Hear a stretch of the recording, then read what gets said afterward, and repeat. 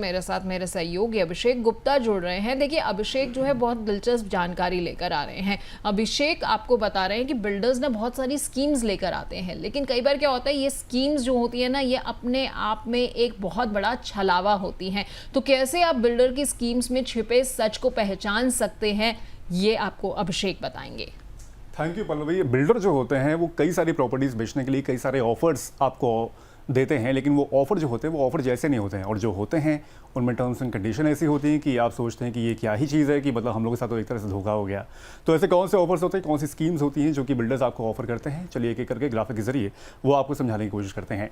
तो free parking बोला जाता है कि आपको फ्री पार्किंग मिलेगी, लेकिन असल में फ्री जैसा कुछ नहीं होता, फ्री पार्क नहीं होता है। ओपन पार्किंग को कॉमन एरिया माना गया है और इसे लीगली बेचा नहीं जा सकता, यानी कि जो ओपन एरिया होता है, यानी कि जो आपकी ओपन पार्किंग होती है जहाँ पर आप गाड़ी खड़ी करते हैं एक तरह से, वो एक तरह से कॉमन एरिया माना जाता है। तो फिर उसमें आप एक तरह से अपना दावा नहीं कर सकते हैं, तो वो इसे लीगली बेचा भी नहीं जा सकता है। तो ये चीज़ आप बिल्कुल इसको ध्यान में रखें। उसके बाद दूसरे ग्राफिक्स पे जाते हैं। यहाँ पर कहते हैं कि 0% इंटरेस्ट आपको मिलेगा, 0% इंटरेस्ट पे आपको एक तरह से होम लोन मिल जाएगा, लेकिन ये भी ऐसा नहीं होता है। ऐसी स्कीम सिर्फ शुरुआती 10 से 50 लोगों को ही दी जाती है। उसमें भी क्या होता है कि 0% जो इंटरेस्ट होता है वो घर की कीमत में ही एक तरह से शामिल होता है, यानी कि जो घर की जो कीमत होती है वो ऑलरेडी एडवांस में थोड़ी सी और बढ़ा के बताई जाती है, जिससे कि जो इंटरेस्ट की जो कीमत होती है वो उसी में ही शामिल होती है। अब बढ़ते हैं तीसरे पॉइंट की ओर। फ्री क्लब मेंबरशिप और नो स्टैम्प ड्यूटी बोला जाता है कि ये आपको ये भी मिलेगा, बल्कि इन सब की भी जो कीमत होती है वो घर की ही कीमत में एक तरह से शामिल होती है। ये ऐसा नहीं है कि मतलब आपको एक तरह से आपके पैसे की बचत हो जाएगी फ्री के नाम पे, तो ये भी चीज़ एक तरह से आप समझ के रखें। चौथे पॉइंट्स की हम लोग बढ़ते हैं। फ्री मॉड्यूलर किचन या ऑटोमेशन की आपको सर्विस बताई जाएगी कि ये फ्री किचन मिल जाएगा, उसमें जो फर्नीचर लगा होगा वो सारा फ्री होगा, लेकिन ऐसा भी नहीं है। सामान की क्वालिटी और ब्रांड क्लियर नहीं होता है यहाँ पर। तो एक चीज़ से एक सलाह यहाँ पर दी जा सकती है कि अगर आप कभी भी इस चीज़ के लिए जाएँ तो फिर उनसे ये कहें कि जो फ्री मॉड्यूलर किचन वहाँ पर लग रहा है ये आप हटा लें। इससे बेहतर ये होगा कि आप अपना ही जो किचन के इक्विपमेंट्स हैं वो आप इसमें इस्तेमाल करें, जिससे कि आपकी क्वालिटी भी सही होगी प्लस आपके पैसे की बचत भी होगी। और लास्ट पॉइंट की तरफ बढ़ते हैं।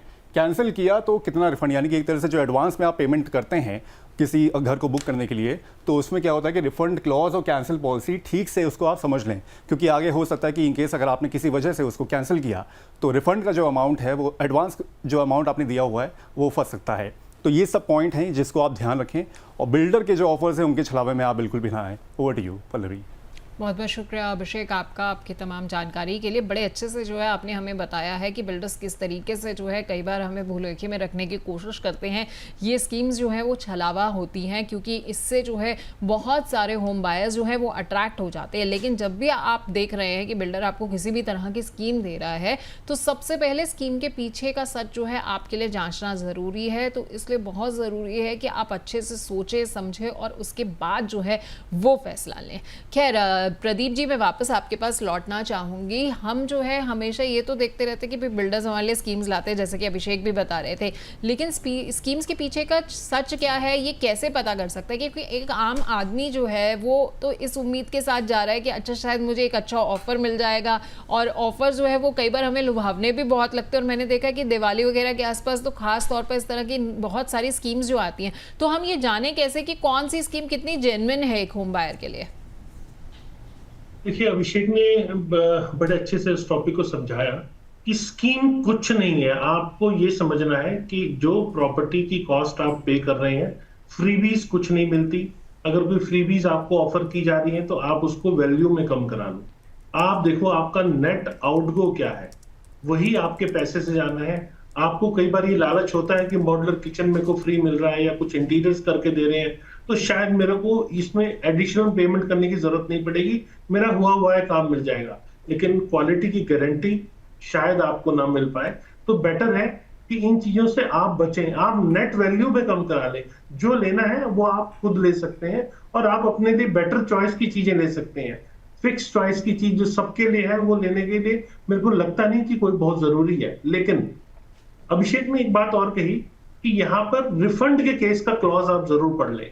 रिफंड के केस में अक्सर ये देखने को मिलता है कि बिल्डर बायर एग्रीमेंट के अंदर मेंशन किया होता है कि अगर आपने रिफंड लिया तो आपका एक X% कट जाएगा। वो टोटल प्रॉपर्टी वैल्यू का कॉस्ट होता है। मान लीजिए 10% है तो वो टोटल प्रॉपर्टी का है। लोग अक्सर इस भूल भुलैये में रहते हैं, जितना मैंने पे किया उसका 10% है वो। एक चीज वो आपको देखनी है। दूसरी इंपॉर्टेंट चीज ये है कि बिल्डर बायर एग्रीमेंट तक पहुंचने से पहले आपका एक स्टेज है एप्लीकेशन फॉर्म। एप्लीकेशन फॉर्म पे क्या कंडीशंस दी हुई है ये भी आपको पढ़ना जरूरी है, क्योंकि अगर डेवलपर ने उसमें भी डिडक्शन का क्लॉज डाला हुआ है तो ये पॉसिबल है कि बिल्डर बायर एग्रीमेंट एग्जीक्यूट हो ना हो, आपका पैसा पहले कट सकता है। क्यों? क्योंकि जब आप रेरा में जाते हैं, अपने हक की लड़ाई करने जाते हैं, तो वहां क्या आप दोनों की म्यूचुअल अंडरस्टैंडिंग है वो एप्लीकेशन फॉर्म के थ्रू और बिल्डर बायर एग्रीमेंट के थ्रू ही जज की जाती है। तो उसमें कंडीशंस जो भी होंगी रेरा उसी के हिसाब से फाइनल जजमेंट देता है।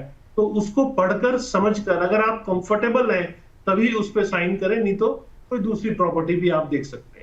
ठीक है, तो ये तमाम पहलुओं पर आपको अच्छे से गौर करना चाहिए। आपको बिल्डर बायर एग्रीमेंट जो है वो ध्यान रखना चाहिए। इसके अलावा एप्लीकेशन जब आप भर रहे हैं तो उसको अच्छे से ज़रूर जो है एक बार पढ़े, जितनी नियम शर्तें दिए गए हैं उन सबको अच्छे से जांच लें और उसके बाद ही किसी तरह का फैसला जो है आपको लेना चाहिए।